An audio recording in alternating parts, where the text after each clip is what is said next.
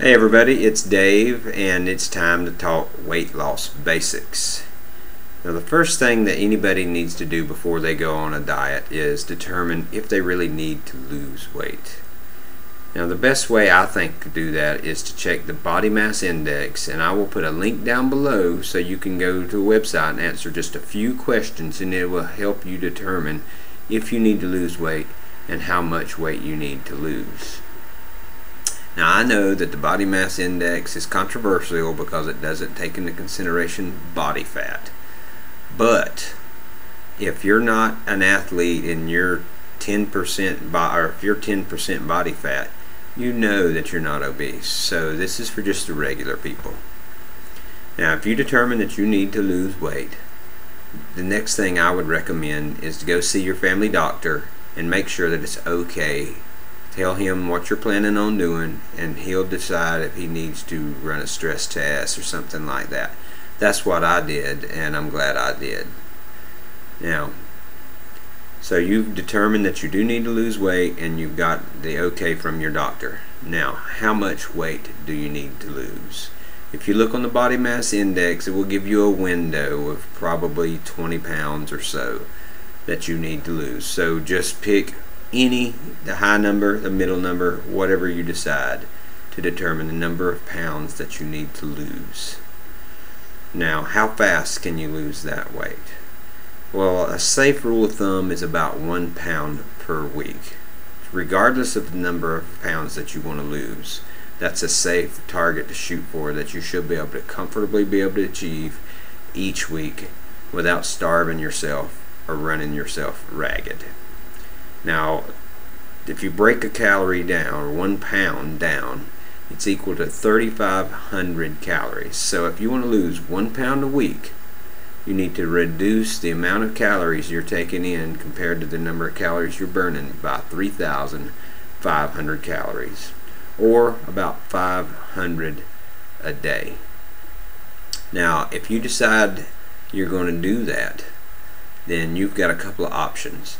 You can reduce the number of calories that you're consuming, you can increase your physical activity and burn more, or you can do a combination of the two. That'll be up to you, but no matter which one you choose, as you go along, odds are you're going to have to incorporate the two of them to achieve your goals.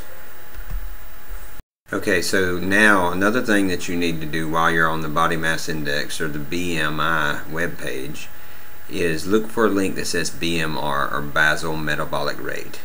That's going to help you determine how many calories a day you burn.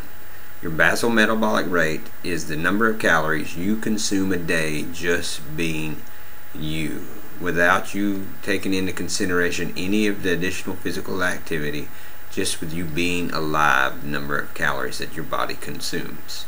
You can also do a formula to determine, based on your physical activity, how many calories a day you burn. This will be very beneficial when it comes to determine how many calories, because odds are most likely you haven't been counting your calories. We will talk about food labels and counting calories too as well, but let's go ahead and determine how many calories a day that you're going to be burning just to do your regular activity. Now, it's going to be tempting to estimate that you're more active than you really are. So answer the questions realistically, because you're only going to cheat yourself.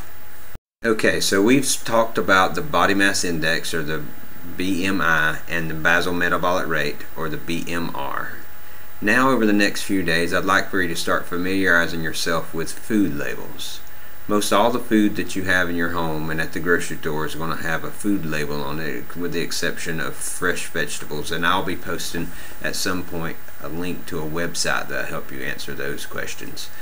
But focus on overall calories, portion size. You'll see servings, something like some things might have 2 servings in 1 can, so you've got to really watch that. There's no regulations, and the companies can determine the size of the serving so they can make the calories look lower. Another thing you want to look at is carbohydrates, your fats, and your proteins.